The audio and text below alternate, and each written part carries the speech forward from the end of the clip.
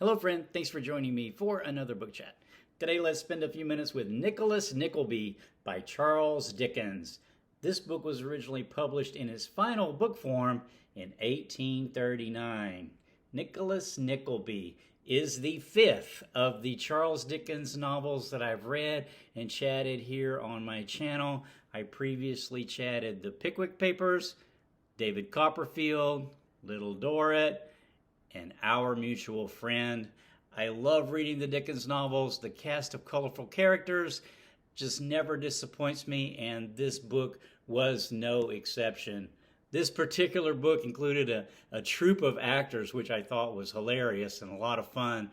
And it also has some pretty cruel villains in it, but we're getting a little ahead of ourselves. Let's talk a bit about Nicholas Nickleby, the title character. But before we get into that, spoiler warning, as with all the Dickens novels, there's a lot of plot twists in this book as the fates and fortunes of all the various characters shift and turn. So I will be very careful in this chat to not give away anything that I would think would detract from a first-time reader's experience with this book. So I'll be careful about that.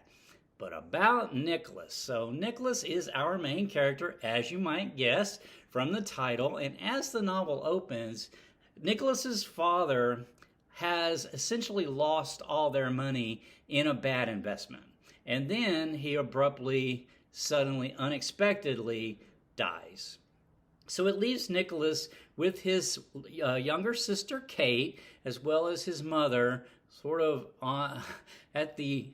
basically at the mercy of his uncle, his father's brother Ralph, in London. So they make their way to London in the hopes that his uncle Ralph, will help him support his mother and sister. Uncle Ralph is not a nice person, actually. He's actually a ruthless businessman, and he has really no desire to help Nicholas. In fact, he almost has he detests him on first sight, really, basically. And, really, I wonder, kind of like, why did he dislike him that much? Because he really, really dislikes Nicholas. And I really think this is because Nicholas reminds him of his brother, with whom he had once been close when they were boys.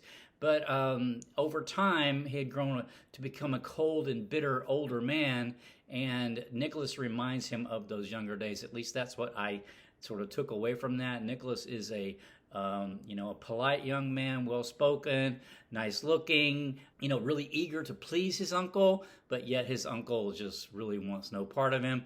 His uncle does set him up in sort of maybe possibly the worst possible position he could possibly be, and that is at a boys' school run by a Mr. Squeers. And Mr. Squeers is a terrible person in his own right, basically on a par with the uncle. Nicholas, however, since that's really his only choice, he does take the position at this boys' school called Doerr Hall. It's in Yorkshire. And so he makes his way to Yorkshire to be at this school. And in fact, this school is terrible. It is horrific, actually. It really stressed me out when I was reading the book because it's so bad. I won't go into everything that happens at Doerr Hall.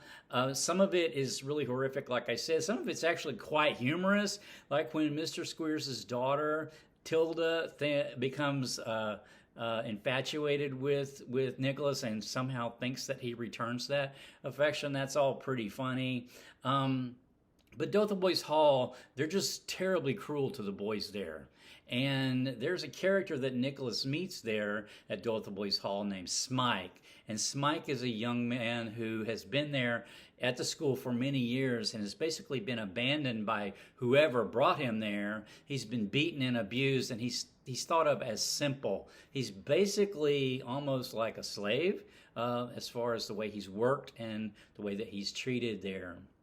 A mystery really surrounds this young man, Smike, though, and we follow this mystery throughout the whole book. Happily, though, Nicholas befriends Smike, and they form a quite beautiful friendship with each other, which I will talk more about here in a bit. But Nicholas, the fortunes shift and change, and Nicholas eventually, as I mentioned, there is a troupe of actors here that Nicholas comes in contact with. It's a fun. That's a sort of a fun segment of the book. The acting company is led by Mr. Vincent Crummels, and his family and others are all part of this troupe, this traveling troupe of actors. And one really funny and unique character there is Mr. Crummels has this daughter who's supposed to be 10 years old, but she's really more like 18. But they purposely make her look younger than she actually is, and she's known in all the advertisements and in the programs as the infant phenomenon. And so they always make a point to put a dance number in whatever play they're doing, put a dance sequence in it for the infant phenomenon, and they advertise that. And I just thought that was so funny.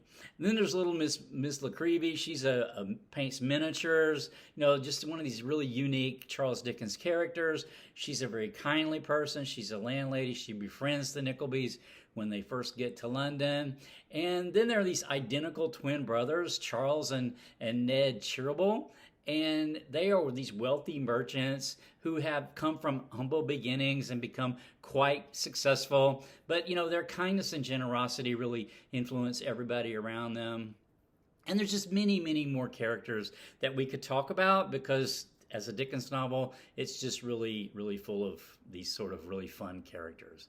But just some general thoughts about the book that I had reading it, other than the fact that I really enjoyed it and had an enormously fun time, is, one theme I think I took away from the book was love. There's these different expressions of love in the book. Love that is sometimes twists into something misshapen and cruel, and then love, that expands a person and benefits everybody around them.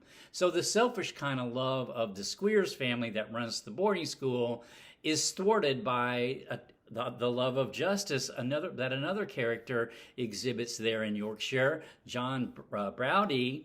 And the love of money obviously really twists Nicholas's Uncle Ralph into this cruel, greedy, cruel, cold person. But there are a couple of other kinds of love in the book that I really wanted to call out in this chat. And the first one is the love of humanity. I mentioned earlier the twin brothers. They have a really evident kind of love for humanity. They interact with love in the world around them, and it really impacts everyone that's in their sphere. There is a scene at a dinner party at this brother's house. The meal is finished, and it's a festive occasion. They bring out the wine, and the brothers rise to perform a toast, and they suddenly become melancholy. And one of the brothers says to the other, "I wish that she could have seen us in our prosperity and shared it and had the happiness of knowing how dearly we loved her in it as we did when we were two poor boys. But that was not to be. My dear brother, the memory of our mother," and he makes a toast. And Nicholas then turns around and thinks, "Good God," thought Nicholas. And there are scores of people of their own station, knowing all this and 20,000 times more, who wouldn't ask these men to dinner because they eat with their knives and never went to school.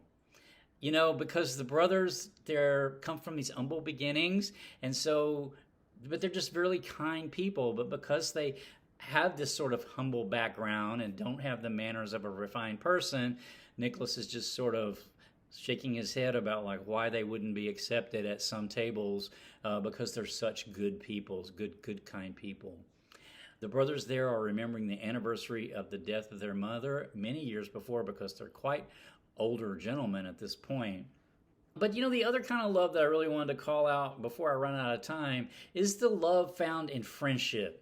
I mentioned earlier the character Smike, and who Nicholas had befriended at the school. Smike is a sort of a young man who's been broken by years of abuse at the school. And when Nicholas meets him, and Smike thinks, at this point in the story, Smike thinks that he's dragging Nicholas down, and he resolves then to leave him. Smike says to Nicholas, "I tried to go away today, but the thought of your kind face drew me back. I could not leave you without a word." The poor fellow could get no further, for his eyes filled with tears, and his voice was gone. Nicholas then goes on to say, "The word which separates us," said Nicholas, grasping him heartily by the shoulder, "shall never be said by me, for you are my only comfort and stay. I would not lose you now for all the world could give. The thought of you has upheld me through all I have endured today, and shall for 50 times such trouble. Give me your hand. My heart is linked to yours. We will journey from this place together before the week is out. What if I am steeped in poverty? You lighten it, and we will be poor together.